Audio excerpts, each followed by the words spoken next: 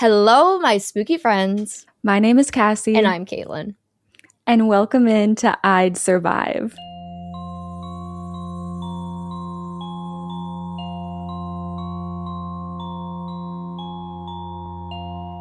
Wow, I sounded chipper today. We're like so smiley that it feels like I'm not trying not to laugh, but like I don't know what it is. It's just bizarre. This is us. This is the real us. This is us. We are just so happy, always just trying not to laugh. Mm-hmm. That's us 24/7. 24/7. Ha ha ha ha. You know how it is. Oh, my friend Cassie Karma Disco, which I just confused some people. I just realized they don't all know you as that, but that's okay. How are you? It was your birthday over the weekend. Everybody say happy birthday, Cassie. Yes, we're so old. Yeah, I don't want to talk about that. We don't have to talk about the birthdays. I never get a year older. Mm-hmm. No, it was good. I haven't watched any horror. I've had quite a wholesome week, actually, of watching like Moana and starting Heated Rivalry and then diving into 15 episodes of Glee, reliving my childhood. Like I've been needing happiness. That's very and I fair. got it this week. Yeah, that's good. I have watched literally nothing at all. So really, except for Queso. Oh my god, that thing you sent me about Queso. Sorry. I saw a TikTok that was like, you're either a girl who watches Love Island or you're a girl who watches Queso. I was like, this is me and Caitlin. I'm Love Island. She's Queso. Yep. I mean, I also love Queso, but I would choose Love. I've been sat for Love Island. Except, do you know what? What? It got to the point where it pissed me off so bad. I haven't watched the final 2 episodes, and I'm not going to. It's that serious. I don't care. I don't care. Like, I'm bored. Oh, wow. Boring. And I don't know if I'm going to watch it next year. If I watch it next year, I'll probably watch the UK and not the USA, because USA is, they just don't do it how I want them to. They're just doing it wrong. Yeah, like on a production level, they've have changes that just like are seriously detrimental. And I'm just like, this is so dumb. So yikes. Yeah, I guess that could be considered my horror, having to finally give up on Love Island with 2 episodes to go. That is rough. Last time I did that, it was when I was watching, the show You? Yeah. I gave up on that too. I think I started 3. I don't think I finished 3, actually. That's so fair. I was watching the final season and they did something that made me so mad that I said, yeah, I'm good. I'm good. That's the worst. Yeah. I just left. Said, never mind. Man. But you finished this movie. I did watch this one that we're going to talk about today, which you know what? I got to give a shout out. You know who told me to watch this movie?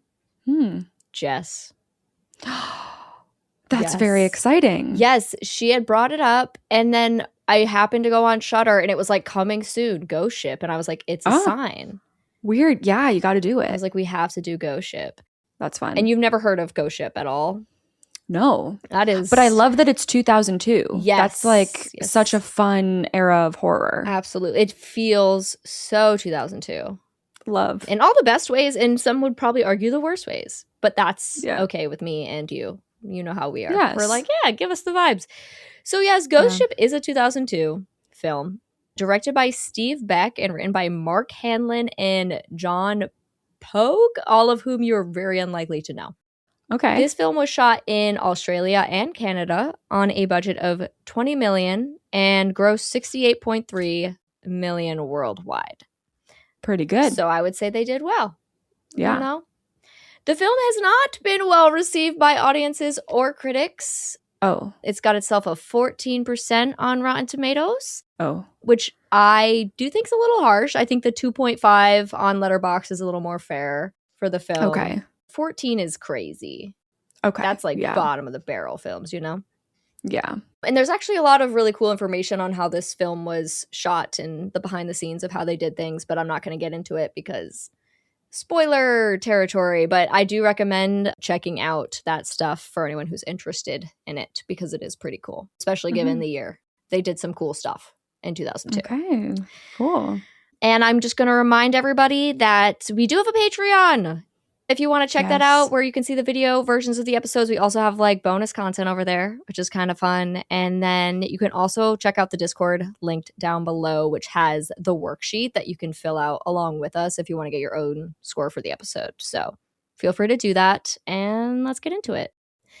Our film starts out with some beautiful old-timey romantic music. It's very magical feeling, very pretty, as we come upon a large cruise ship in the middle of the ocean. Okay, so I'm going to ask you right now. Yes. Would you, or have you, I don't know, go on a cruise? I have not. It's crazy that you are asking me question 1A right now. Right from the start. Yeah. And it's like, honestly, if I got invited, like I might go, but it's definitely not something I'm going to seek out kind of vibes. Okay. I really am scared of cruises. Yeah. The amount of people that disappear on cruises really terrifies me. And I don't like the idea of just like being stuck on a boat anyways. Nope, me neither. The one thing my mom did once was a river cruise. And that might be a bit different, I think, where you're like constantly docking and like you're like near, you know, you're not just out there in the middle of the ocean where you can see nothing around you. Yeah. And you know about the poop cruise. I do know about the poop cruise. Oh my God. I don't want that to happen, but there's so many things that can go wrong. So maybe I'm starting off on a good foot here. Yeah. Yeah. Maybe you're doing well. You're doing pretty well. Yeah. So it's interesting the way this movie starts out because it doesn't feel like a horror film. Our like script and title card are pink and like cursive, and it's like ghost ship, and it's all pretty and nice. And there's a very fancy party being held on the main deck of the ship. There's women in dresses, men in their suits, and there's a woman up on stage wearing all red as she sings a song in Italian. Couples sway gracefully with their partners on the dance floor. Waiters carry trays of drinks. People are enjoying their meals. Off to the sides, it's a little girl. She seems to be the only child here, and she's playing with this collection of blocks that are all like attached together, but you can spin them around and manipulate them to like spell words and stuff. It's just like a little kid's toy. And she spells out, "I am so bored," with the blocks. Okay, yes. Valid. This is not for a child right now. Yeah, yeah. One of the men in uniform goes up to this little girl and offers her his hand, inviting her to dance. So she does. And before long, we do realize he's actually the captain of the ship. It's very sweet. The girl has a big smile on her face. And we cut to a shot of a hand entering the frame, and it like pushes a lever up. We're like, strange. Immediately, some coiled wire begins to spin, and the music gets concerningly ominous. The shots jump around, the coiled wire, the dance floor, the wires around the ship, the wire beside the dance floor, when all of a sudden the wire snaps and things start getting pulled in every which direction. And then one of those thin metal wires flies horizontally across the entire dance floor with no resistance, passing through every single person. What? Wait. I thought we were going to get one decapitation. The entire dance floor. How were they all? Okay, so how? I just can't imagine what this is looking like visually. I genuinely, my jaw fell to the floor on the opening scene. So I went, oh my God. And this is what this film is mostly known for, is this opening scene, because it is that good. Oh, I love it. Is it zigzagging, or is it like they were just somehow all in a line perfectly at that time? No, it's like the whole dance floor is just full, and there's a wire that goes from one side of the dance floor to the other, and it like sweeps across and just goes through everyone. Oh, it's that big. Yeah. This is like a big ass wire. Oh my God. Cut straight through the whole dance floor. Wow. Yeah. Oh, literally everyone. Okay. We'll get to that in a second. But okay. Pretty much. So the music stops, and as you would expect, the people on the floor have gone still, completely still and rigid, but their eyes continue to like look around. Whoa. And they're sharing these horrified looks with one another in silence. The bloody wire creaks now as it sways, and slowly people begin to drop. So what's happening here, torsos are sliding off pairs of legs. People are being cut like at different angles, and their bodies are just slide. It's just like they literally slide right off. Yeah. We see a champagne glass that gets cut in half, like a guy's hand gets cut off, but it's like slowly these pieces start to drop. Uh-huh. In the middle of the dance floor, the little girl stands horrified. She was short enough that she fit fully beneath Right. the wire. And her arms are still wrapped around the captain, and she looks up at him. Oh. And he had been leaning down to hug the girl, so his cut is straight through his mouth. And he leans forward and like the top of his head just slides off onto the floor next to her. Yes, so all the bodies have hit the floor and the girl starts to hyperventilate before she lets out a blood-curdling scream. And then we're going to cut to present day. So that is your opening scene. Oh my God. I don't know if you know this answer. Is she stranded? Oh, or was like, we'll get back to this opening scene. Oh my God. Okay. But it's such a good like effects moment. Mm-hmm. It just looks so good, and I loved it. I loved it so much. Oh my gosh, I'm excited to see it myself. Yeah. Apparently, I mean, this movie is like available everywhere for streaming, but the whole movie, I also realized after, is on YouTube. Perfect. Multiple people have uploaded the entire film. I guess they don't give a shit about this movie. So we cut to present day. A tugboat is out on the waters pulling what looks like an old vessel of sorts. There's a bit of panic amongst the crew as the old vessel they're pulling is starting to sink. And if it does, they either have to let it go or sink with it. Those are their options. So we have two guys in the main. I put control room. I don't have good boat knowledge. Sure. So people who know boats, I'm looking at you, Jeremy, are going to get really mad at me when I use words today, but just, it's fine. So they're in this main control room of the tugboat, and one of these men is Murphy. He is clearly the captain. He's being looked to as the leader. The other guy, his name is Greer, Greer, and he seems to be the one that's very knowledgeable about the boat itself. At the back of the boat, we have three other crew members. There's Dodge and Munder. These are just two crew guys whose personalities kind of blend together a bit in this film. They're like always together, and it's just like, just know it's Dodge and Munder. Mm-hmm. And then we have Epps, E-P-P-S. If you couldn't tell, these people go by their last names.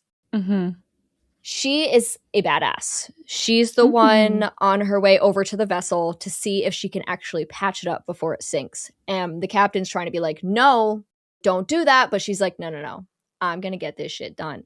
So Epps evaluates the damage and says they have 5 minutes, the max amount of time they have before the ship sinks. Both Greer and Murphy are like, no, not worth it. We don't have the time for that. We're going to cut her loose. Murphy tells Epps via walkie-talkie to come back, but nah, she thinks she can do it, and she gets to work. When Dodge and Munder yell at her to give up, she screams back that it took them 3 months to get this ship off the bottom of the ocean, and she refuses to lose her now. Which I can't really blame her for. 3 months of work down the drain when she thinks she can save it. I don't blame her for that. Absolutely.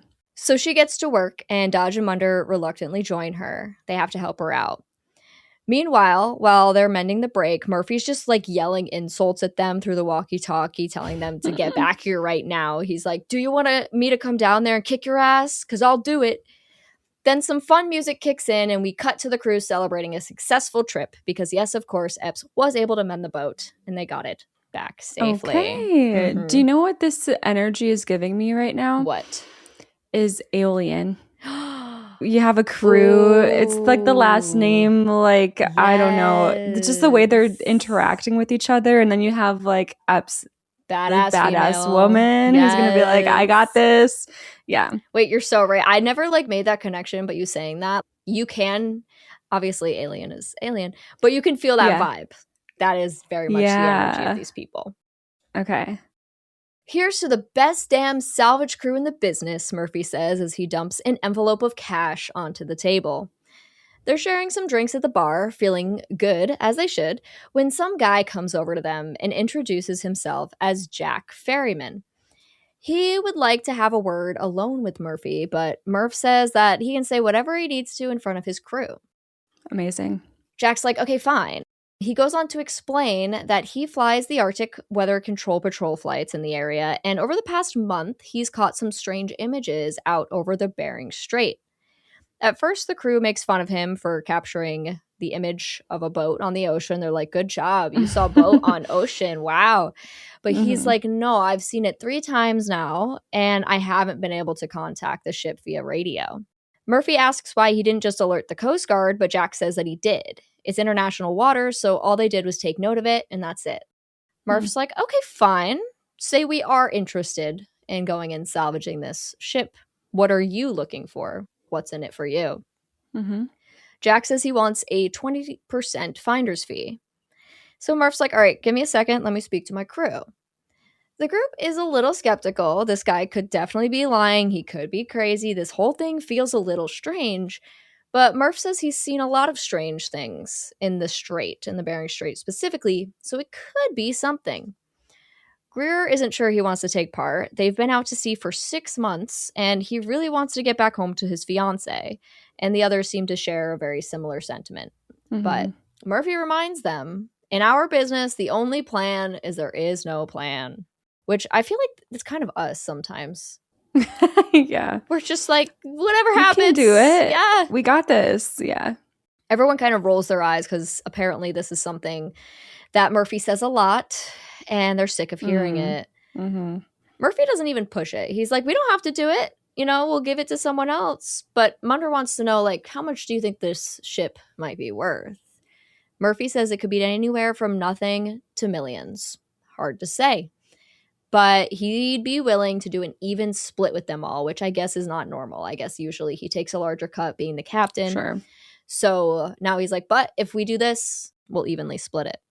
The chance for a good payday is pretty high, and the ship is only about a week out of their way. So they agree, fine, let's do it. The alien plot continues. That's so true. Wait a second.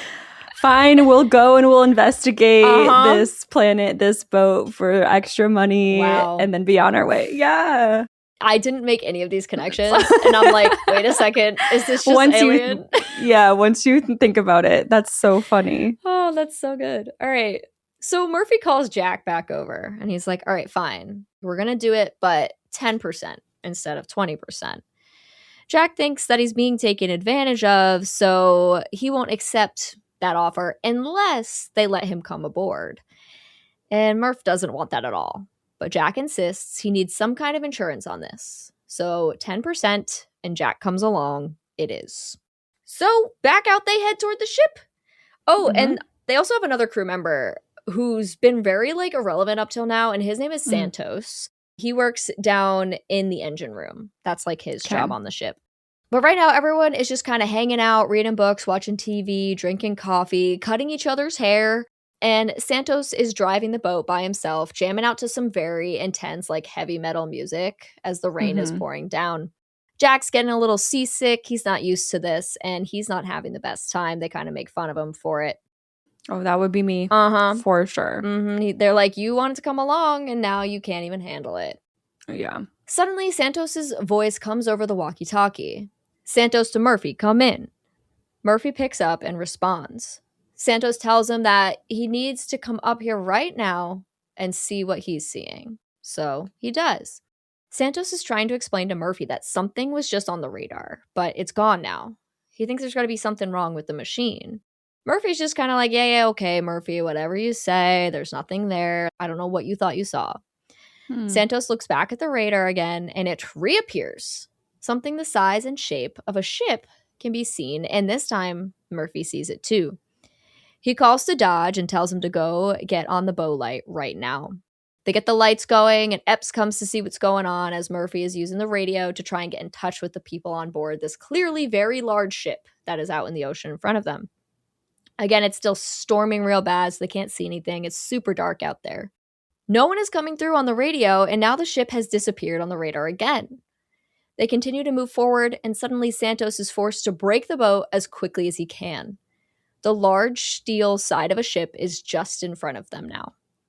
Santos does his best to slow the boat, but it's not quite enough. The tugboat slams into the side of the ship, sending them all flying. Now, luckily, they have tires all around their tugboat, so the impact is not as detrimental as it could have been. But hey, we found it. We found the ship. So the crew's all like, oh my God, an ocean liner. Where did this come from? This is crazy. They circle the ship in their tugboat and discover that the ship is the Antonio Graza, a ship that Murphy knows all about.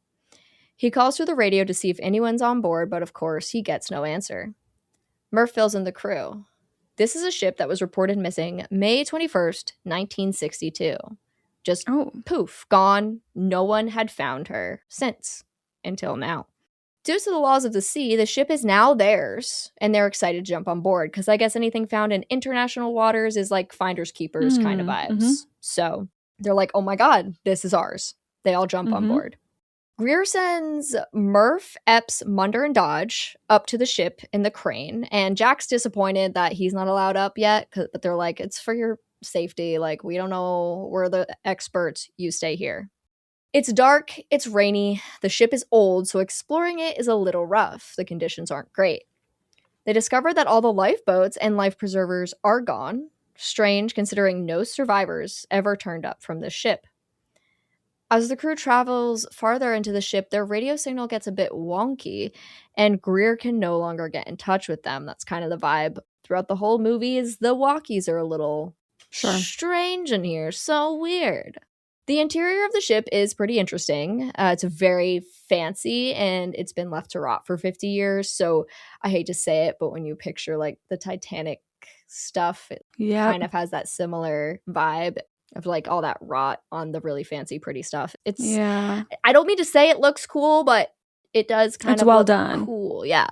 The crew can also see the remains of what looks like it was a very big party. Lots of champagne bottles cover the floor. You don't say. Don't say. Big party, big fun final act at that party.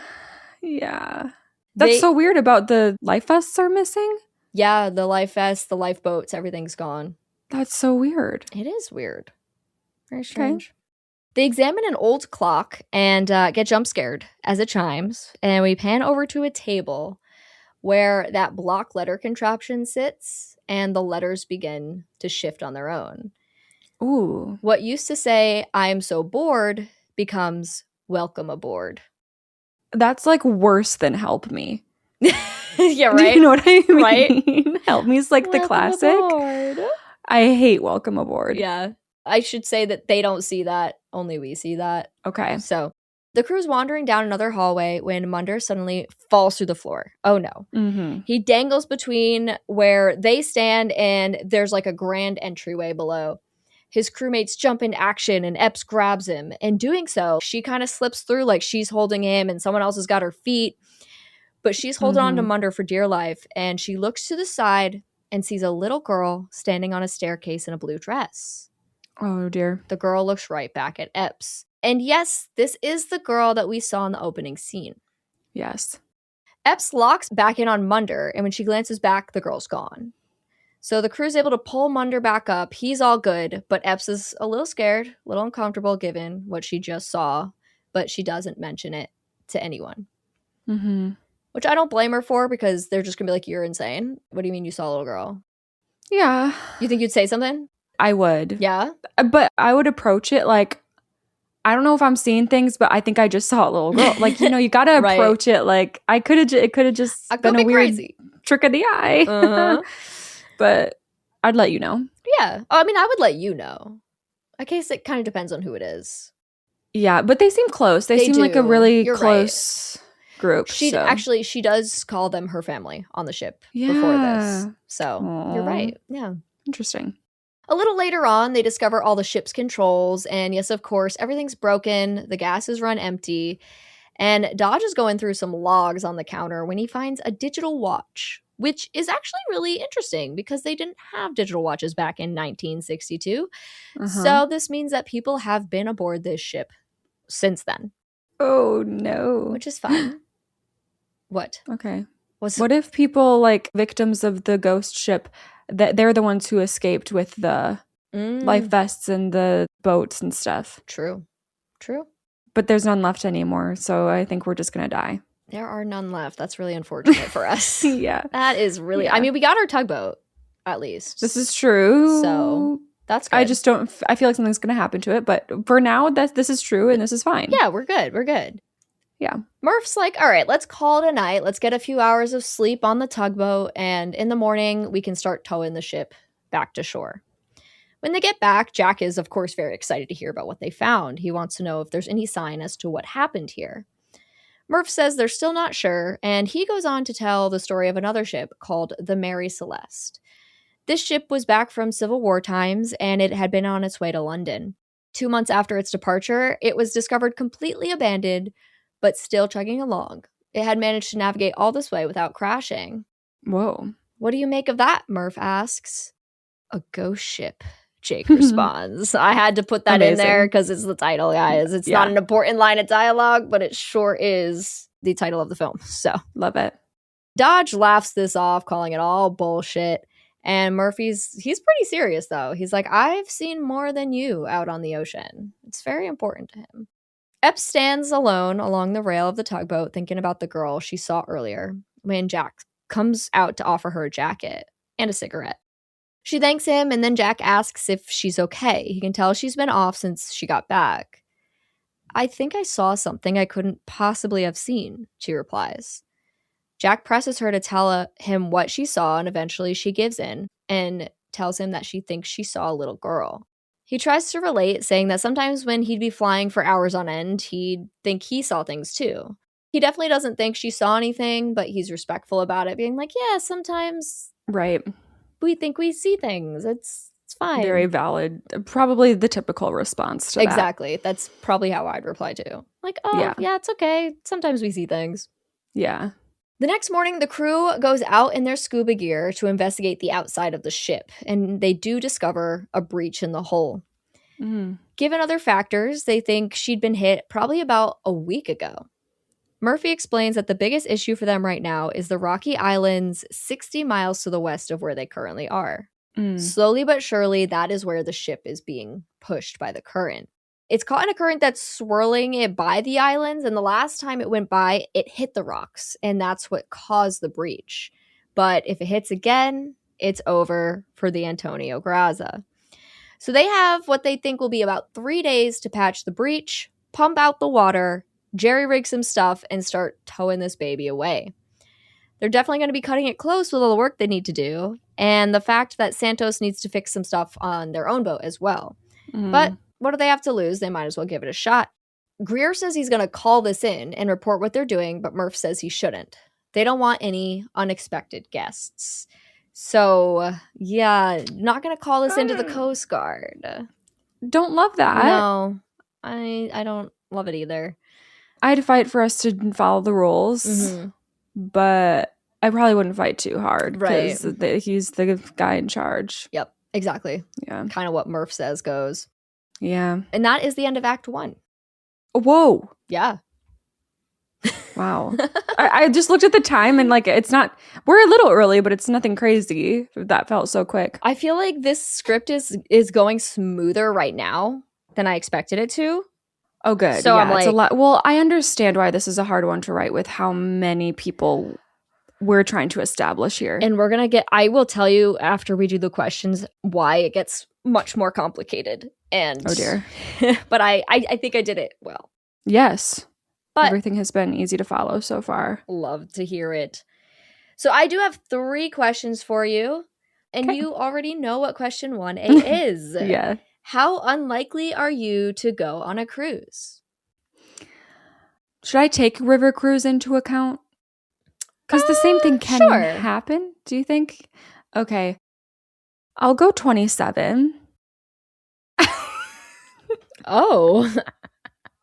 Because the 27% is the possibility of me ending up on... Because river cruises are expensive. Wait, so are you saying you would be 73? Did I do it backwards? Yeah. Oh. Because I went 82. So I was like... Yes. I don't know why lately I take every question you give me and it's the opposite in my mind. It's because we have to word them so dumb because of I know, but usually, but something about like the last couple episodes, even my brain has been like, wait, what? High or low? I can't process. No, I get you. Okay, yeah. Okay. 73. Okay. I think I might go on a river cruise, and that's where the 27% lies. Sure. But other than that, no. Yeah, no, I'm pretty much with you. I went 82 because like Yeah. I don't know, if I like got an invite on a Disney cruise, I feel like I would have a really hard time saying no. Oh, really? That's where the scariest ones are. I would say no. I just like love Disney. I know, And it's that's just valid. it's hard for me to say no to things in general. So if you like invited me somewhere like that, I'd really have a hard time. But I would never seek out a cruise on my own. Ever. Right. Ever. Right. It's not Yeah. my thing. River cruise, I'm thinking river cruise, if that's like my family does it, I'd go with my Mhm. family. If like my family was doing just a regular cruise, I would say I wouldn't go. Yeah. That's fair. Yeah. It freaked me out. It is freaky. Yeah. How unlikely are you to be part of a salvage crew on the ocean? I'm going to go 0. I can go 0. You're going to go 100. No. Dang it! Why? Why? Why? That was so funny. And I'm going to do it for the third question too. And I know I am. No, 100. 100. Okay. I did 89. I'm 100% certain. Valid. I went 89 because I'm not going to lie. That sounds super fun. No. Why? You can't. Okay. You'll die. Oh. Okay. Oh my God. I'm supposed to start sharing my location with you and my other 2 friends. I got yelled at over the weekend. Wait, I'm shocked that guys. Caitlin has done something recently. This is not shared. I can share it even right on stream. now. Oh, please do tell what you've Okay. done recently. And I actually am mad at myself for not asking for your location after hearing about this. real quick, I went on a date last week and I didn't tell anyone I was going on a date. And then, because I was just like, I don't know, I don't think before I do things. And then after the date, like, he had a boat and he was like, do you want to go see my boat? And I was like, yeah, that sounds fun. And so I got on a dinghy and like we went out to the boat. And on the way out to the boat, I was like, oh my God, he could kill me right now. This is not first date behavior. No, I probably shouldn't have done that, but I lived. No. And it was fine. But I think this is really, I'd survive, like in a nutshell. No, Cassie yeah, would we should be sharing survive. locations. I would not. So that if I see you in the middle of the ocean one day, I go, okay, I'm going to give her a text God, and see what's happening. Can you imagine if we were sharing location and you just look? It's me in the ocean. You're like, what the fuck? It's 11 Time p.m. to text her again. She's in the ocean again. There she is. Time to make sure she's alive again. Oh, man, that would... I have a lot of moments like that where I'm like halfway through something go, wow, I should not be doing this. Which is so crazy to me, given what you do and what we talk about every week. My friend had a good point, and I told her this past weekend, she's like, I think your anxiety meds are working a little too well. Oh. I was like, You know what? I'm happy for you that they're working that way, that they're working. Like, yeah. Because you're fine, you're living, you have experiences under your belt, and you also can't let someone like me drag you down from those. Yeah. You know? Don't drag because me I'm down too scared. for not getting on a stranger's boat at 11 But if a man ever drags you down into the ocean, you know? I hope you think of me. I will. I'll be thinking of you the whole way down. Be like, Cassie was right. How romantic. Yeah. Oh, man. Yeah. I'll remember that. We'll do that. Perfect. Sorry, that was a side tangent. Our final question for this act. Would you deny Jack's proposal to check out this new ship? Okay, so I'm more like working. I'm like in the crew now, you know? Yep, now you have to This is what I do. I'm so sorry, but you have to be in the crew. Okay, wait, because I want to give a high number, but I think that's not what I'm supposed to do. Because I would agree, so it's lower. It's low. Yeah. I was like, there's no way she does this one backwards.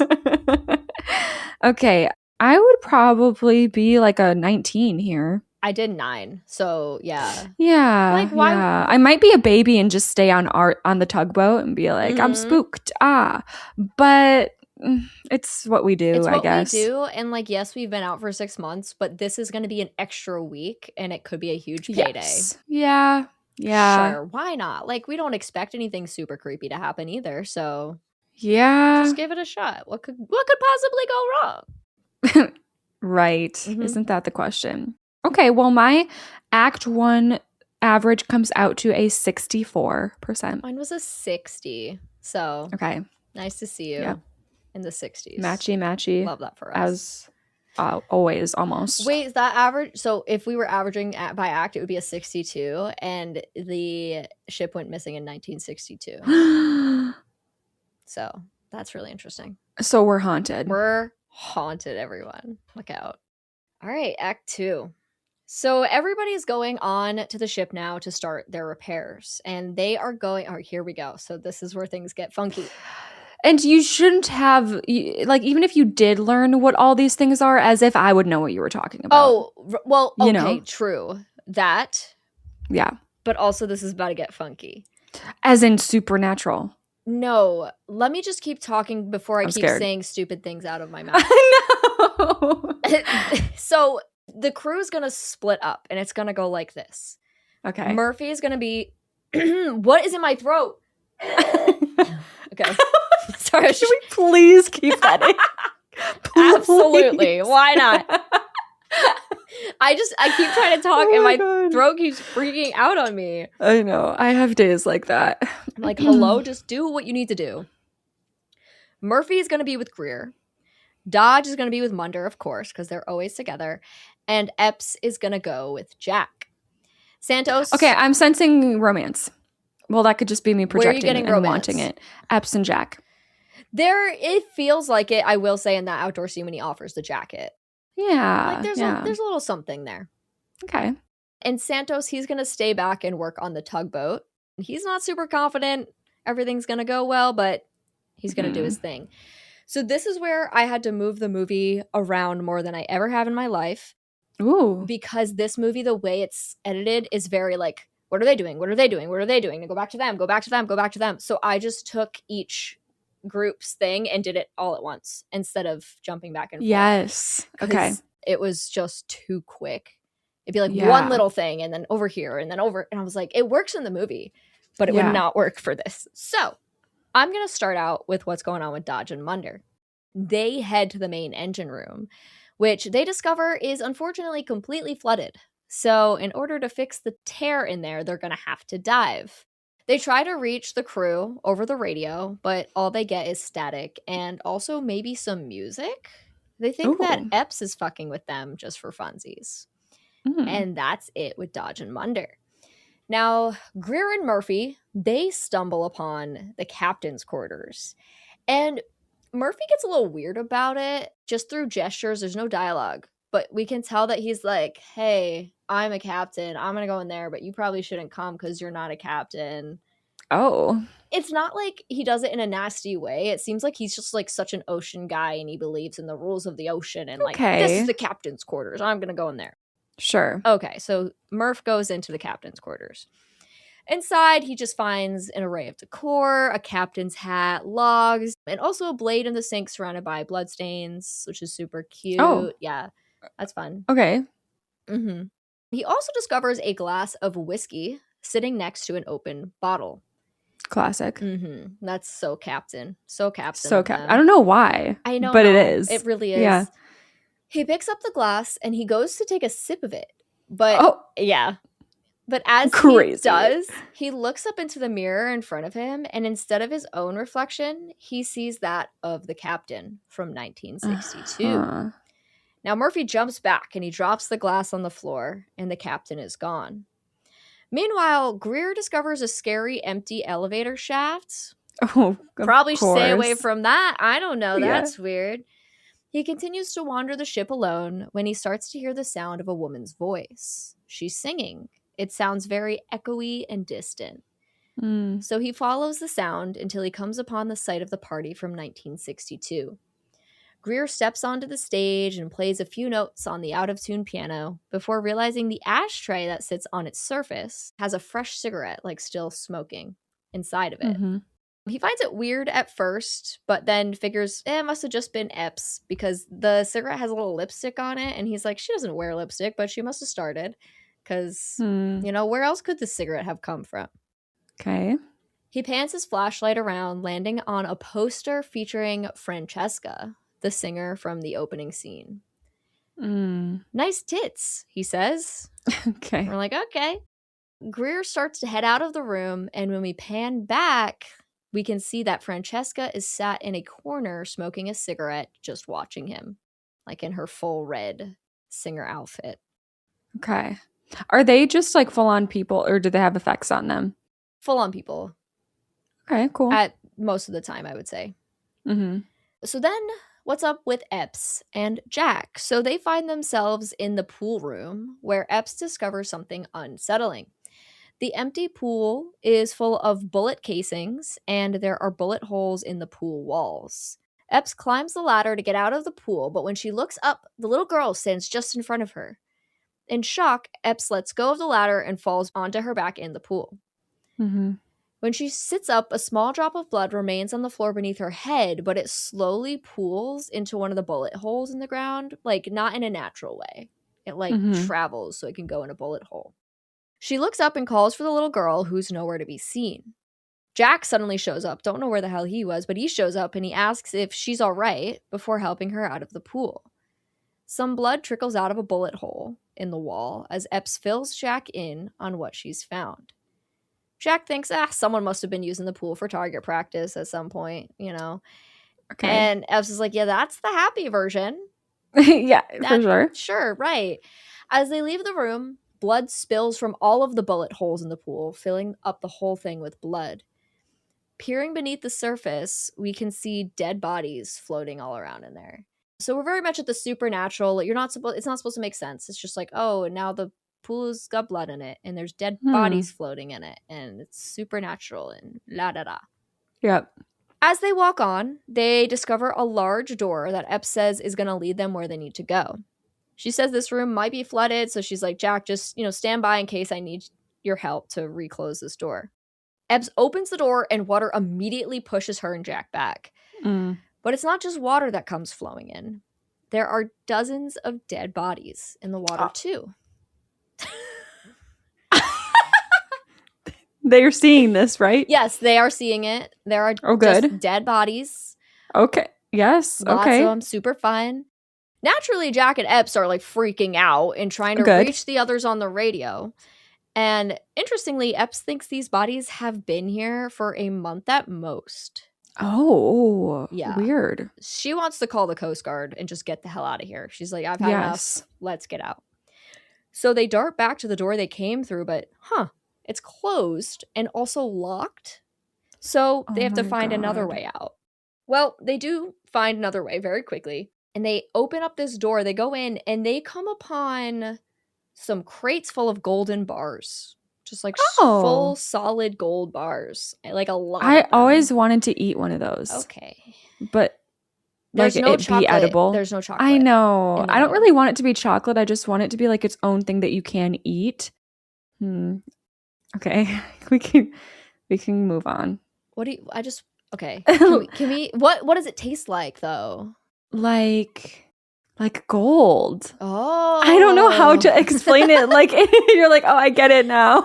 Yes. No, like I want it to just kind of taste like gold, but like crunchy? Is it soft? Is it? I think it's extremely dense and kind of hard to chew, but it's as dense as it can go, but you can still chew it instead of having to suck on it.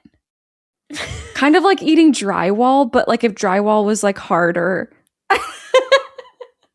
Perfect. I'm glad that this is like I want to eat concrete. I have the same thing where it's like, oh, like I wish I could just eat like a cinder block. I've never once in my life been like, oh my god, that cinder block though. It looks good. That shit looks so good. This is not where I thought this conversation was going to go. I was like, oh my god, there's gold bars. You're like, oh, I want to eat one. Oh, yeah. Yeah. Yeah, that's probably how most people felt when they saw. I think so. Yeah. I think that's what the movie wants you to think. Yeah. They're like, oh, tasty. We're not going to run out of food. Like, kind of vibes. Like, they're like, oh, yes. Yeah, we're safe. We're safe now. Exactly. Well, they see this gold, and Epps is like, okay, damn, we need to find Murphy. Like, we gotta fill in Murphy. Yeah. And she tries to use the radio again, but all that comes through is a voice whispering the name Maureen over and over. And Jack's like, who's Maureen? That's my first name, Epps responds. Oh. The voice continues, it's cold. Jack's like, where is it cold? And Epps goes, the galley, which I guess is like where they prepare the food. I didn't know that, but and as they, right near the gold. Well, yeah. Well, what a coincidence. Wow. You might be onto something here. So they open the double doors in front of them, and the galley is indeed right there. Wow. And it has hey. Sorry. Put some ketchup on that. There's a walk-in freezer in there. Okay. And so Epps is like, ooh, like, let me go look in there. And Jack's like, oh, maybe don't do it. Maybe don't do it. Well, inside the walk-in freezer, there are multiple large masses covered in sheets hanging from the ceiling. Kind of like, you know, how it is in a walk-in freezer. And as Epps walks by one, we can clearly see a head turn and like follow her. She takes another step and jump scare. 2 bodies jump out covered in sheets screaming at her.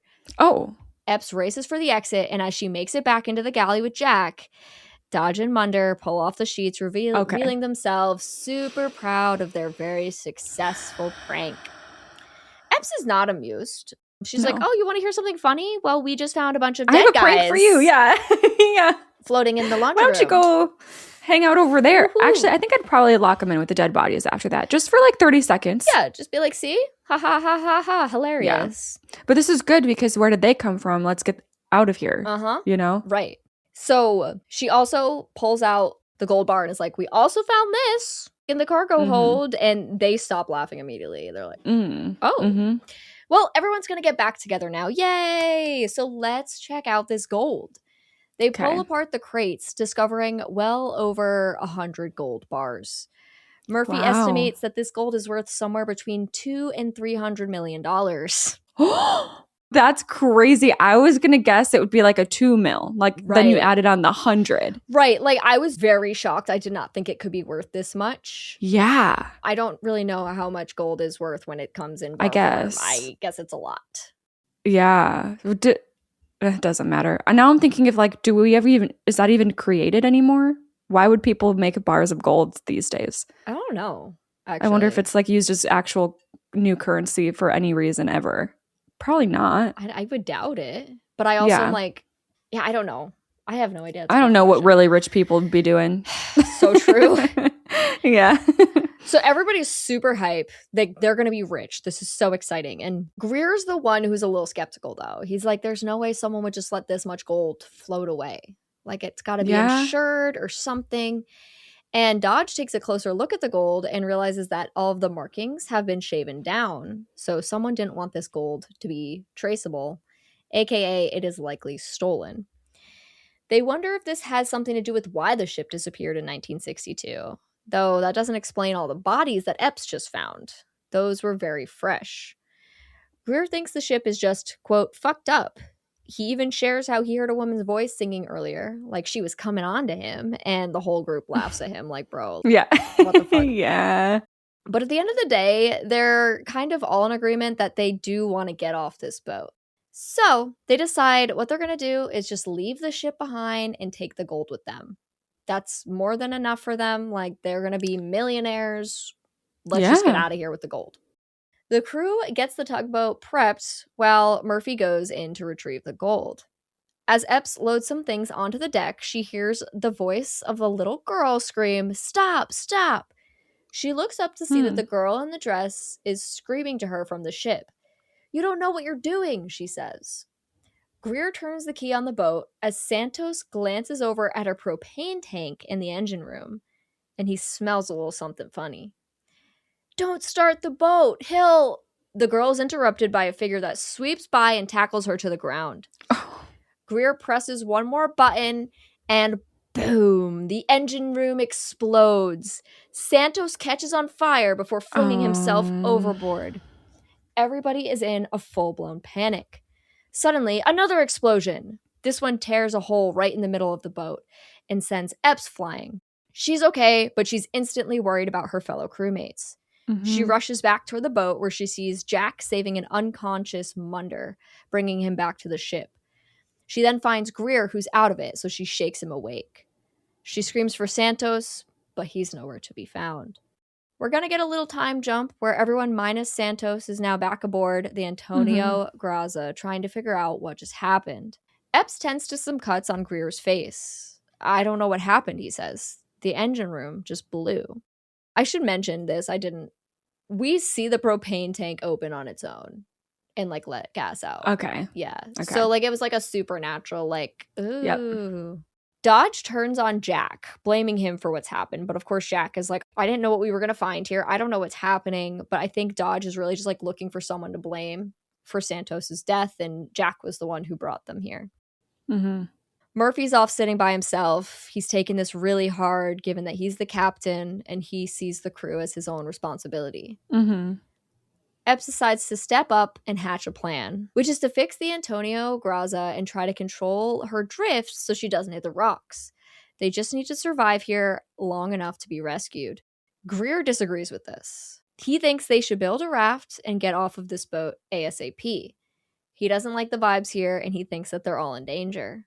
Dodge and Munder are not confident they can fix the ship, but they ultimately side with Epps, and this sends Greer into an absolute fit. That leads to him punching Munder in the face before storming off. Okay, yeah, he just flips out.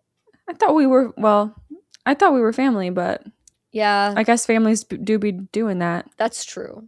Yeah, that's true. Maybe not mine necessarily, but thankfully not mine. You never know. Yeah. So the team splits up again, and we have the same situation, so I split it up into individual sections here. Okay. So we're going to start again with Dodge and Munder. They take a little break and find some old canned goods on board. They debate whether or not this could still be edible. They open up a can of like multicolor beans, and they shoot rocks, paper, scissors to decide who's going to be the one to try it. We don't have to. I know. Munder loses. Okay, well, I just said I wanted to eat concrete. So what are you talking judge about? that? But old food, ew. Yeah, I know, I'm with you on that though. No, thank you. Munder loses rock, paper, scissors, so he's up. He's got to try it. He scoops his spoon into the can and takes a pretty large yet hesitant bite. He pauses for a moment before saying, "That's all right." Dodge can't believe it. He rips the spoon back from Munder and takes his own bite. It's delicious. They joke about what they're going to do with all the money they're going to make as they eat up this can of beans. And then Munder's like, "Hey, Dodge, you got something on your lip there. Like, you might like wipe it off." And Dodge does, and then he brings another spoonful to his mouth. He looks down at the spoon and sees that it is not a spoonful of beans. It is a spoonful of maggots.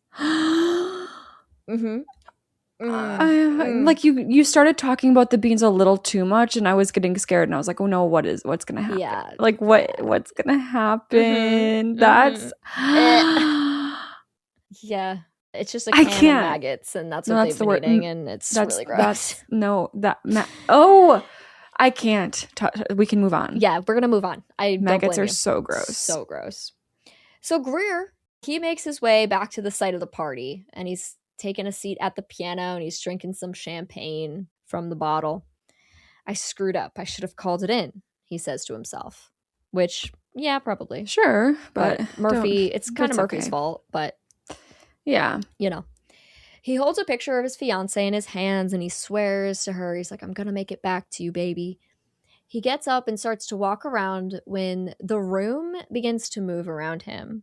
So he's like in the middle of the room, and suddenly overturned furniture starts to right itself back up. There's dirt vanishing. The broken chandelier raises back into place, and we are now left with the room just as it was back in 1962. And this apparently was a huge feat for them to have done back then.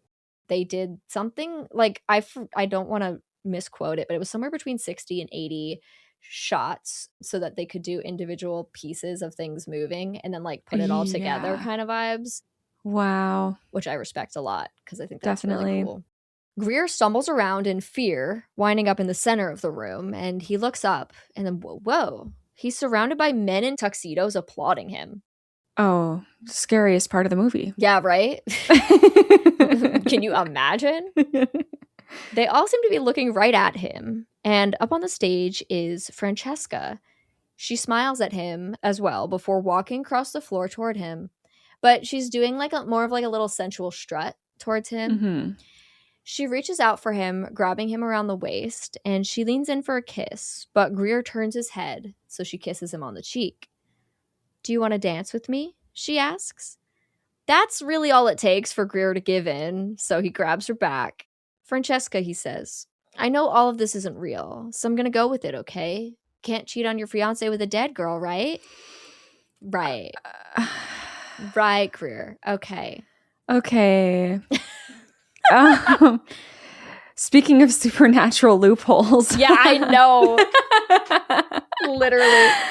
Oh. Yep. Okay. This is very relevant to what Caitlin and I have talked about today. Yep. Moving on. Anyway. So she shakes her head no, like, oh, of course it doesn't count. And then they share this kiss, but it's a dead kiss. It's weird. Next thing we know, Francesca is walking away and unzipping her dress. And then she goes fully nude and silently like entices Greer to follow her. And he does, and he starts to take off his own clothes. And then she stops and she waits for him. Greer approaches and tries to grab her waist, but his hands phase right through her body, and he leans forward. But oh no! Francesca had been standing just in front of one of the entrances to the long, empty elevator shaft. So there goes Greer, falling who knows how many stories down the shaft to his death. Okay. Yes. Oh, man. Was it like, do you think he was, that was really him choosing? Or do you think there's like this kind of spell? No, they... Like a supernatural spell situation. They kind of paint him to be like a player. He would do that. Yeah. The whole time. Because he keeps talking about his fiance, but I don't know. The way he was talking about the voice women coming on to him, and then he was like, right. Nice tits. So yeah, I think that's him. And he was a little drunk because he was drinking champagne out the bottle. Right. But Francesca says to him, "Benvenuto, puto." Okay. What is it? Welcome, asshole. Yeah. So we then get this. Okay, I actually watched a video on this movie this morning. I've been doing that a lot more lately because I'm like, I want to make sure I get everything before I bring it to you. Yeah. I wrote we get a semi-unnecessary shot from behind her where she like whips around, and instead of like her young self, we see like an old rotted face instead. Apparently this is completely stolen from The Shining, and I have only seen The Shining once, so I don't remember. But yes, I know what scene this. I didn't think about it, but now that you say it, yeah. Maybe if you saw it, you'd be like, oh, 100%. Yeah. Because I don't remember it, but it's a big complaint on this movie. They're like, wow, could you have ripped it off more? So sure. It's a fine line between like paying homage and just like copying. Yep. Yeah. So now we can go check in with our friend Murphy. He went back to the captain's quarters and he finds himself that bottle of whiskey again. He takes a seat at the desk with the bottle and he puts his head down. The bottle then moves across the desk on its own. Murphy hears this, and when he looks up, he sees the 1962 captain sitting right across from him in the other chair. The captain pours Murphy a drink and says to him, "Good evening, Captain. Welcome." And most of this dialogue is in Italian. Murphy stares at him dumbstruck for a moment when the captain says, "Oh, Santos, poor Santos." Some anger rises up in Murphy. "Santos was my goddamn responsibility," he responds. The captain hands a small folder over to Murphy, and Murphy opens it up. And inside there are photos of another ship, a sinking one at that. "The Lorelei," Murphy says. The captain tells him that that ship had been adrift, and they rescued her. Murphy is actually familiar with the story of the Lorelei, but had no idea that the Graza had been involved. Another picture shows that those crates of gold had been aboard the Lorelei and were transferred over to the Graza. The photos were also dated just 2 days before their ship had disappeared, which Murphy finds strange. There were no survivors above the Lorelei, Murphy says. The captain holds up a single finger before handing over one last photograph. Murphy's jaw falls at the sight. He darts out of the room and calls for Epps. But first he runs into the undead body of Santos now, who Oh. speaks to him. Oh. Where are you going, Murphy? He asks. Murphy tries to get away, but Santos appears every which way he turns. You know it's no fun laying around at the bottom of the ocean, Santos says, all creepy-like. He tries to make Murphy feel guilty and tells him that it's his fault he's dead. You're coming along for the ride, he says, just before Murphy darts off, for real this time. Mm-hmm. So now let's go and see the Epps storyline. I'm just nervous that you saved it for last. You know. So Epps checks the manifesto, or whatever it is, and finds the name of the little girl. Her name is Katie Harwood, and she also discovers which deck she was on, and that Katie was also all by herself aboard the ship. Mm-mm. Epps decides she wants to go and find the room that Katie had stayed in, so she wanders the B deck, trying to find her room. Suddenly, the doors all slam in the hall one by one in quick succession. A childish hum can be heard as one of the doors slowly opens back up, inviting Epps inside. She slowly walks in and finds a room that certainly did belong to the little girl. There are sweet dresses, dolls, drawings, and Epps examines the drawings that are hung on the closet doors with a smile on her face. It's sweet, but then the doors slide open, revealing a rotted skeleton hanging from the ceiling via a rope just inside. Mm-hmm. Oh, hanging. Okay. Mm-hmm. Yep. Yes. It is Katie's corpse. And oh my God. She is wearing a heart-shaped locket that catches Epps' attention, so she takes it off the body. And inside are photos of a man and a woman that Epps assumes, her parents. Please don't close it, a voice says from behind her. Katie is here in the room with her now, and she wants Epps to show her the photos because she hasn't seen her parents in years. She had been on her way to join them in New York when everything happened.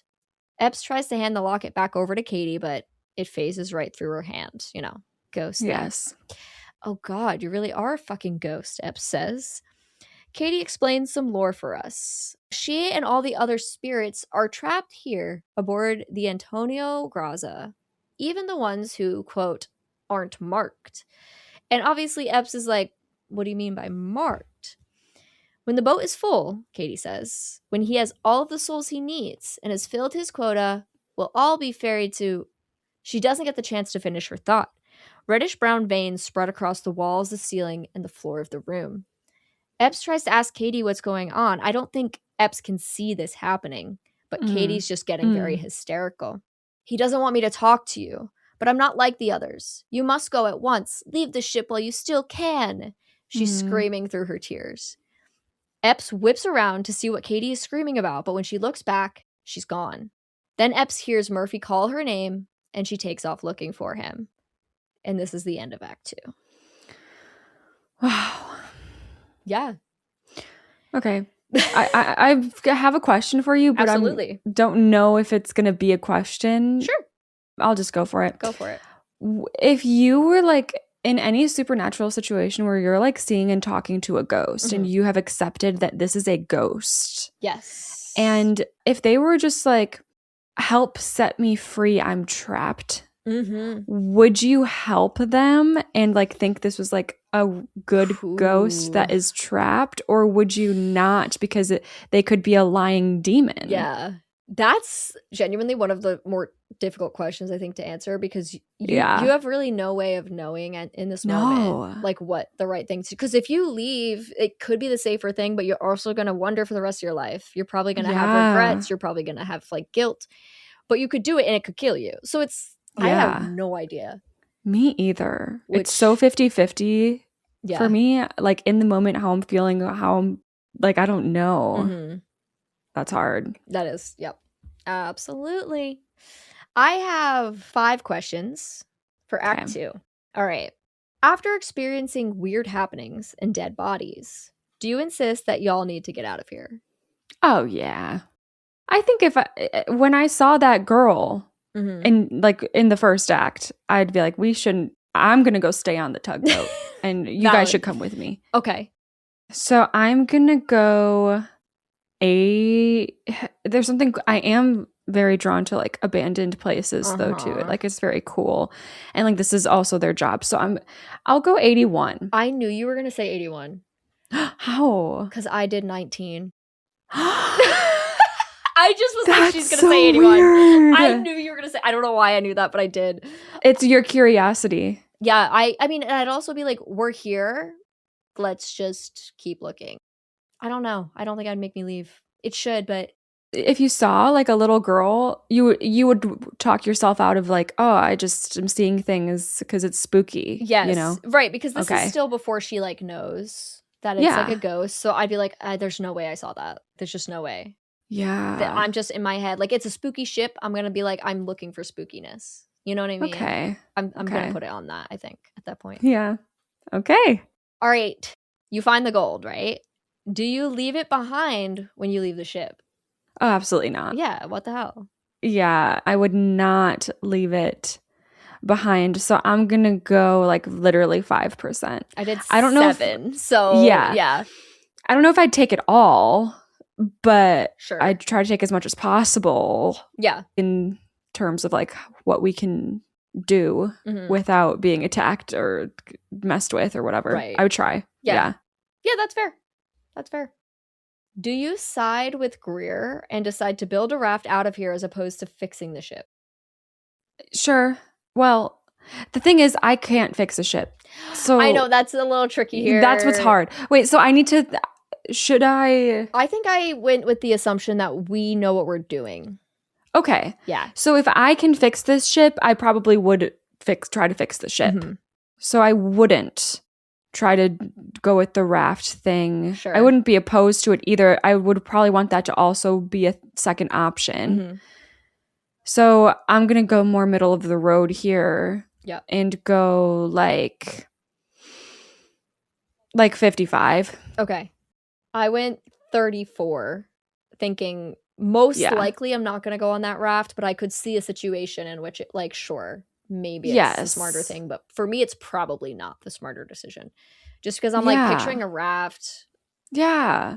Well, that's the thing. I'm scared of the ocean. I don't want to be on a raft. Yeah, no, I'm good. So like you do that and we'll use that if we need to, but I'm going to be trying other things. I think fixing the ship sounds like the smarter plan. Yeah. You are drunk and frustrated. How unlikely are you to be seduced by a ghost? Listen, if I was single, that's a different story. That's true. I went as single, but you can go either way. Okay, so I'm just gonna. Since you went as single, I'll go as like I'm in a relationship. Yeah. So I would say, how likely am I to be seduced by a ghost? I would say, I mean, is it the ghost of Frankenfurter? Okay, well, like yeah. So I'll give it like a 2, right? Nope. I'm not gonna be. It's the opposite. It's the opposite. God damn it! How unlikely are you? So to sorry be to my boyfriend. You're like, it's a 2, actually. Okay, 98. 98 How for you. Yeah. Because that's no. Yeah. I'm scared too. I'm like too scared. No, that's fair. I'm like too scared to be seduced as well. Yeah. No, that's also very fair. I mean, I went 78. Yeah. Probably not. But also if I'm like drunk and just like, depends on who the ghost is. She's like very pretty and like going out of her way to like really. And warm. Yeah. She's really trying. So. And they look they don't look like ghosts. Right. They look solid and real like and real stuff. people. So yep. Yeah. And then the last question for Act 2, do you avoid drinking the whiskey in the captain's quarters? Yeah. Yeah, 100. Really? 100. That's just so I can't be just drinking shit that's been who knows. But okay, so was it closed? No, it was an open bottle. The bottle was open. It was open. There's probably algae in there. Like I'm not drinking that. You're probably right. What did you say? I said 32. Caitlin. I'll have a little drinky. I'm actually surprised by that because you're so when it comes to food and like old food and like contamination and shit. I'm like, oh, alcohol? Drink it up. What's a little algae? Damn. Oh my God. That's funny. Yeah. Oh, well. Okay. I went up a little. Okay. I went up to a 68. That's 4% higher. That's nice. I am at 34. Okay. So Because you're getting drunk and having sex with ghosts. Exactly. I mean, what can I say? What can I say? Down for a good That's time. So funny. Yeah, might as well make the best time of it. All right. Especially if we're in danger. Because then it's like, Yeah. we're going to die anyway. It's fine. Yeah. Whatever. Valid.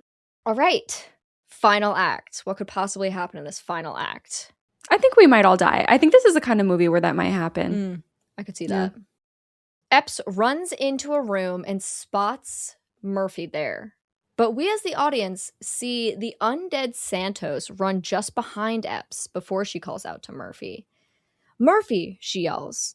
And we see some kind of weird distortion suddenly going on with Epps. It seems as though Santos had actually stepped inside of Epps's body. So when Murphy turns around, he just sees Santos. Oh. You all right, Murph? The Epps Santos being asks. Instead of the flashlight that Epps is holding, Murphy sees a knife.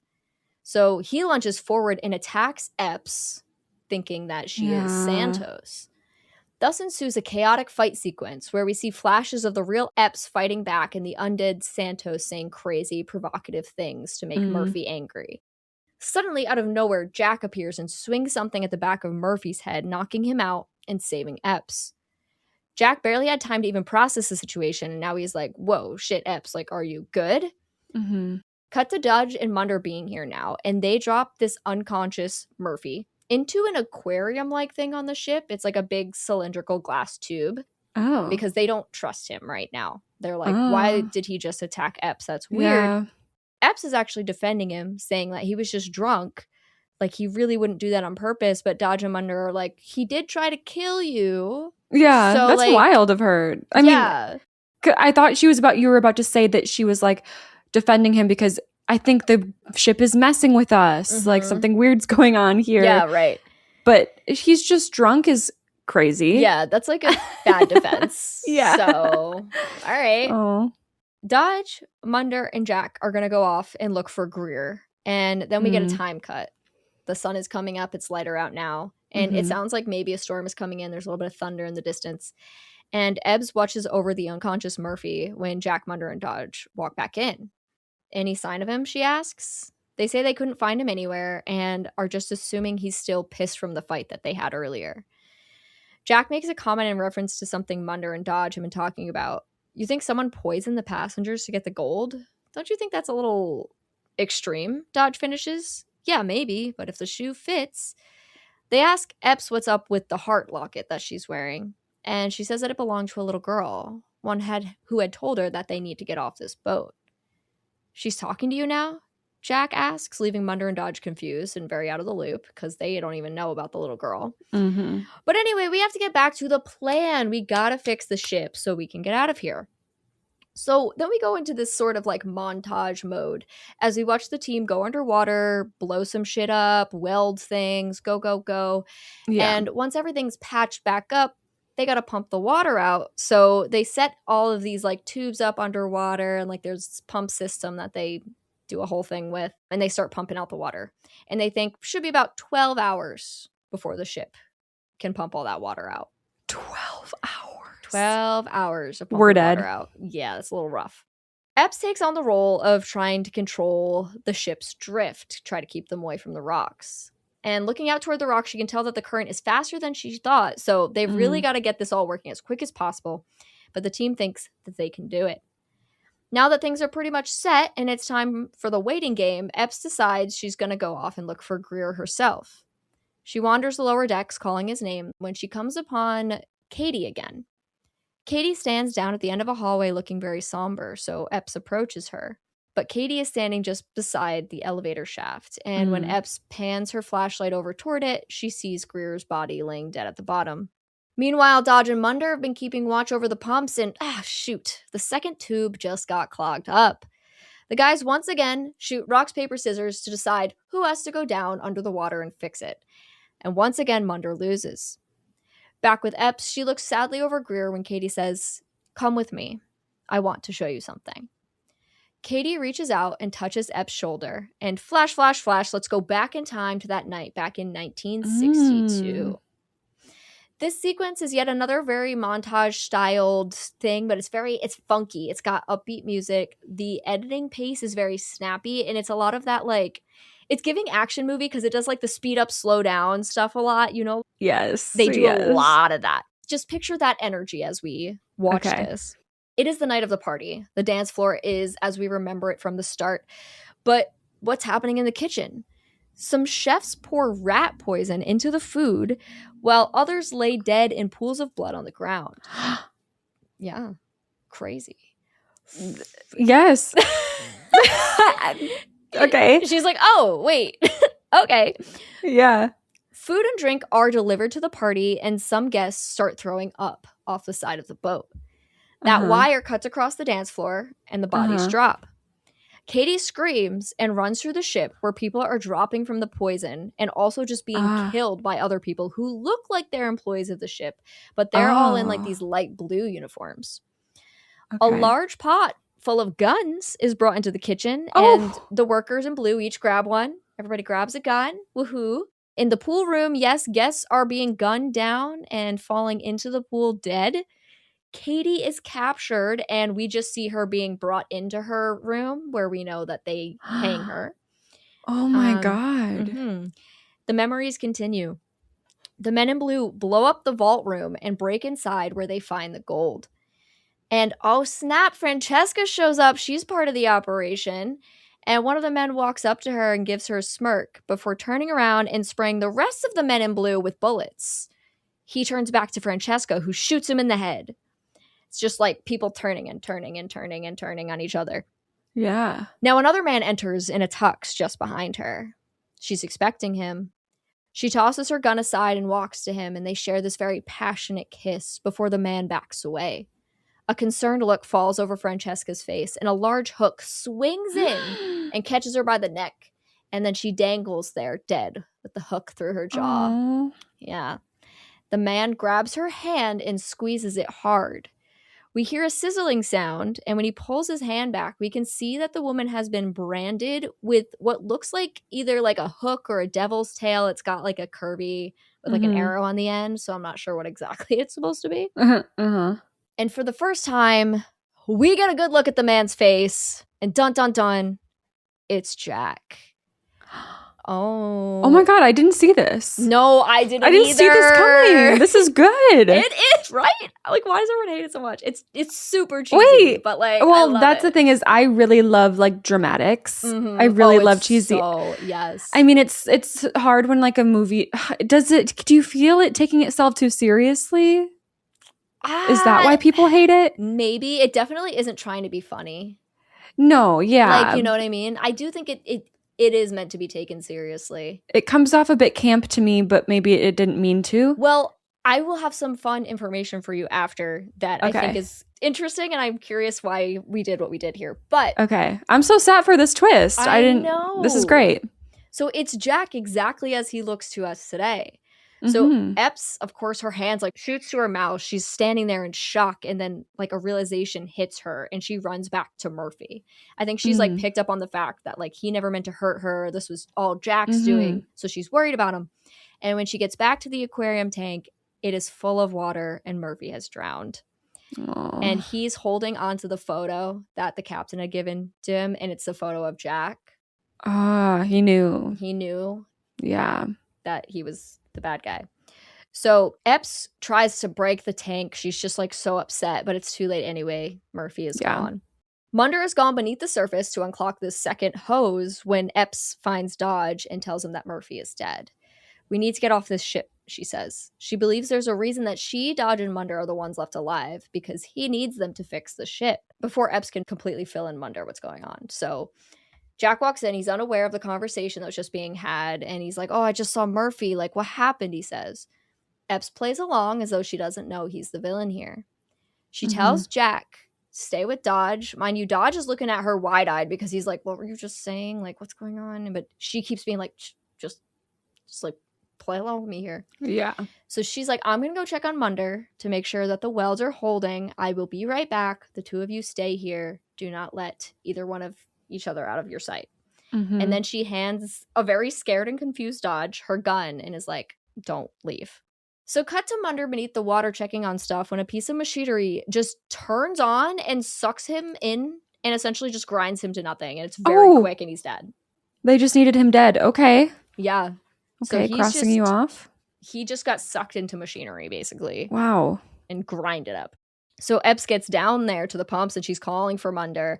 But when she looks down, she can see that the water in one of the tubes has turned a nice bright red. Mm-hmm.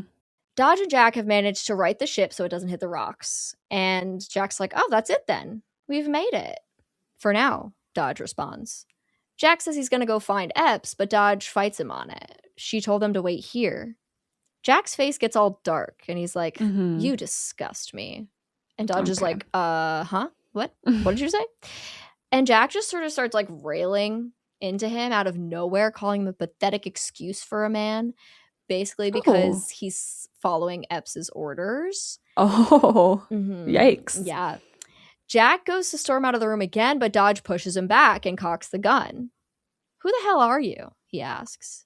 Jack's response? Don't worry about who I am. Question is, who are you?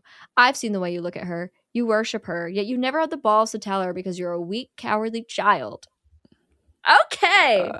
Wow. I actually didn't pick up on that either. He was into her? I didn't pick up on it either. I didn't see it. Weird. I see where we're falling apart a little. Yeah. I don't know where that was coming from.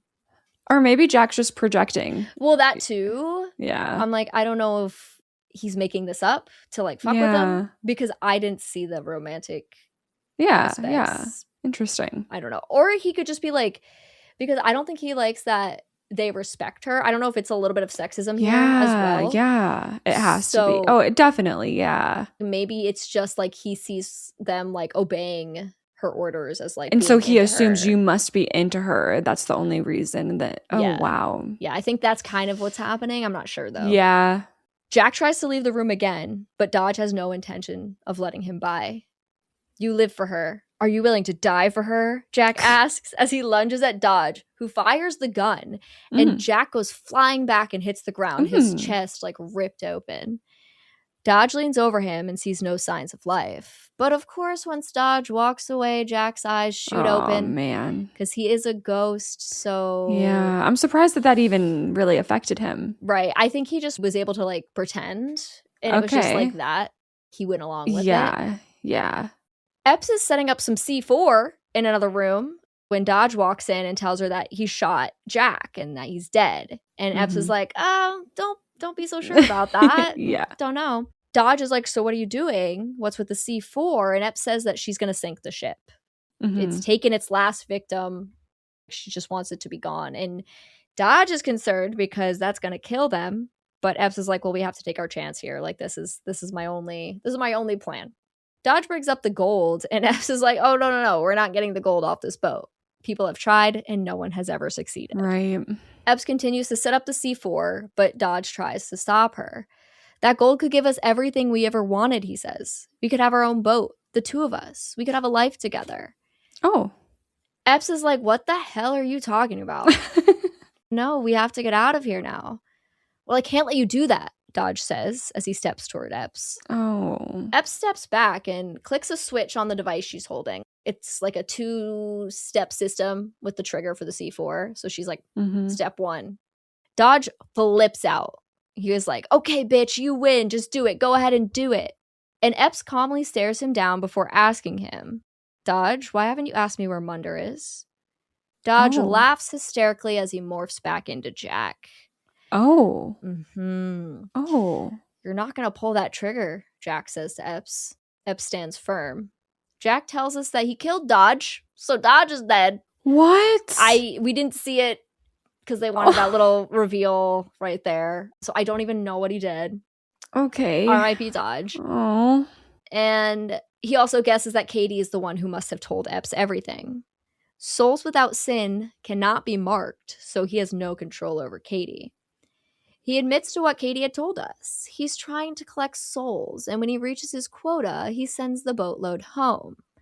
This is a job he was given after a lifetime of sin, and he needs to complete it successfully or management won't be happy. So this whole thing, in the video I watched today about this, it's very vague. It's just like, ooh, creepy demon guy collecting souls. Like, that's it, you know? Yeah, I don't personally need more than that. Right. And I think don't it's either. fine. Yeah. And I think that he also brought up something I didn't catch. Like, his name is Jack Ferryman, and it's supposed to be like a reference to like the ferryman who takes people to the afterlife. But in this case, he only takes them to hell. You know, like I don't know ferryman? this. I think you have to like pay a nickel or a quarter or whatever to him, and he takes you on the boat to the afterlife, and he's a ferryman. To the afterlife. Yeah. That's the part where I'm like, I've never heard that story. Okay, yeah. That's like a thing. So I think it's like supposed to be a reference to that. I don't know. Okay, cute. It's kind of fun. I kind of like it. Yeah. So Jack asks once more for her to not blow up the ship. But of course, she's completely uninterested in anything that he has to say. And when Jack realizes this, he uses his special mind powers to like swing a pole thingy into Epps, making her drop the trigger and sending her flying into the water. Because this is a flooded room, but they've been standing on like a raised structure. So now she's in the water. A fight ensues in the water and a little scuffle when Epps finally gets her hands on a harpoon. What are you gonna do? Shoot me? Jack asks. But Epps's eyes dart elsewhere and land upon the drop trigger. She aims and fires, setting off the C4. The whole ship explodes, and we watch a piece of shrapnel rip through Jack's body. As the ship sinks, we can see souls swimming out of cracks and away from the boat, and it's very like beautiful, hopeful music. And Epps is still within the flooded ship, so Katie appears, gesturing her which way she needs to go to escape. Oh. Epps follows Katie and gets out into open water where we can again see all these souls like swimming to freedom. And Katie smiles at Epps before disappearing into the water with the other souls. Epps swims to the surface as the ship sinks below. She grabs onto a floating suitcase, and we sort of like montage time jump as Epps floats through the sea, holding onto the suitcase.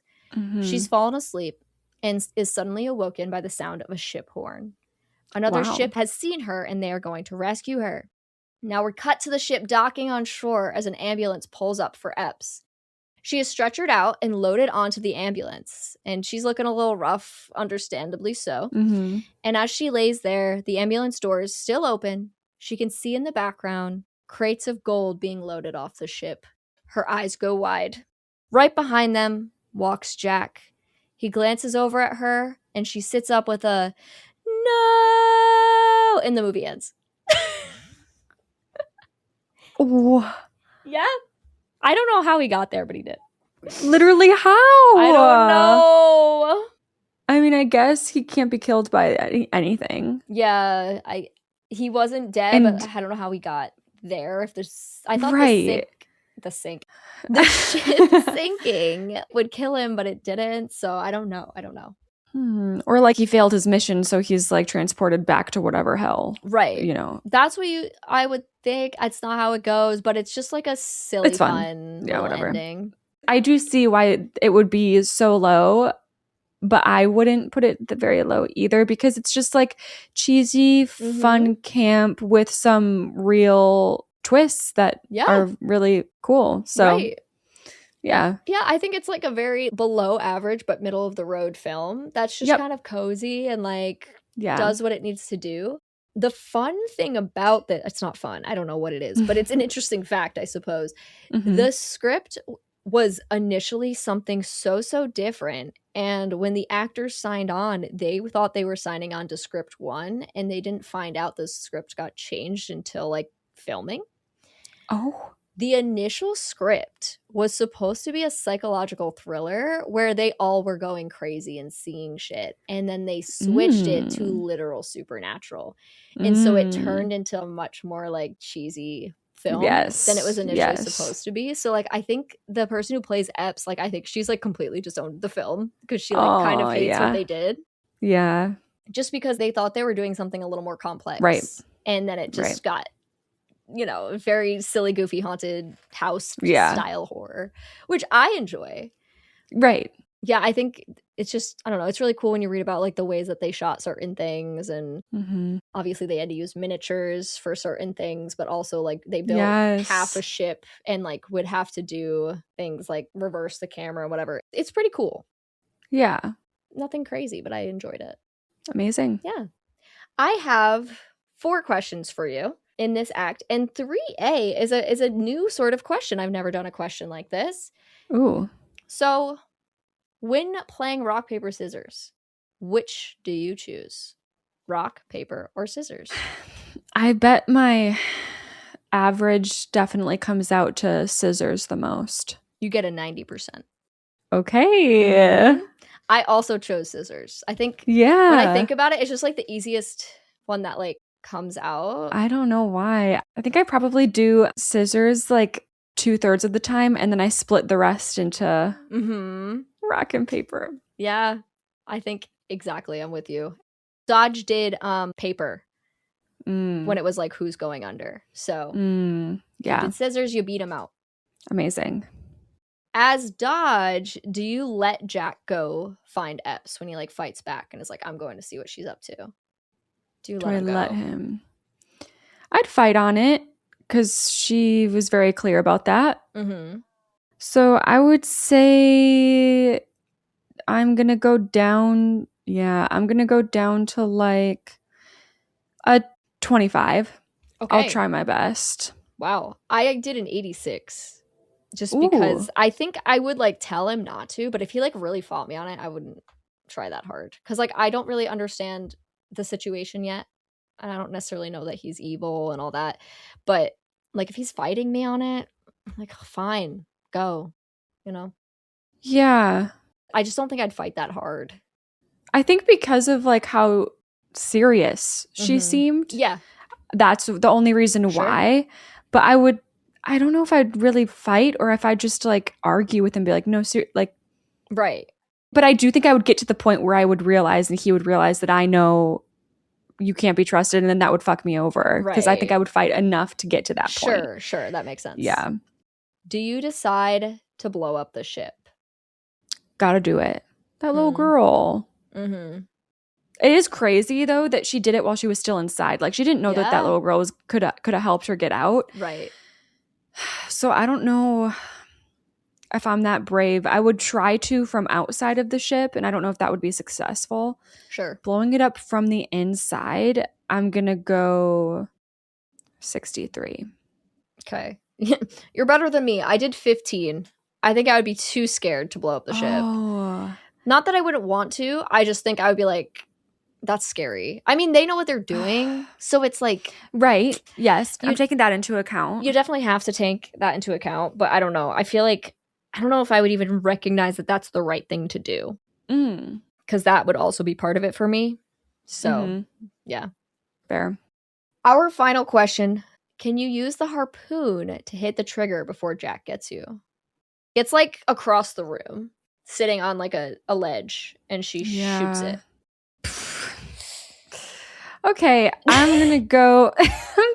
I'm gonna be generous with myself, and I'm gonna go 17. Nice. No, that yeah. I did 8. So like, I doubt I'm gonna do it because I don't even know how to operate a harpoon. I don't know how those things work, and I don't have good aim, so it's unlikely to happen for me.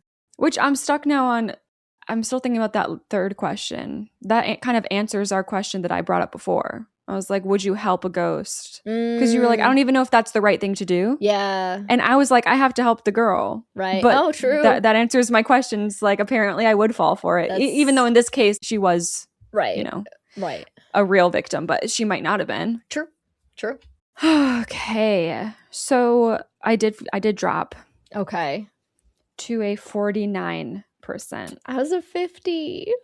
Look at us. So cute. Which brings my overall to a 58%. A 58. Okay. I'm not surprised that you're higher than me. I was a 46.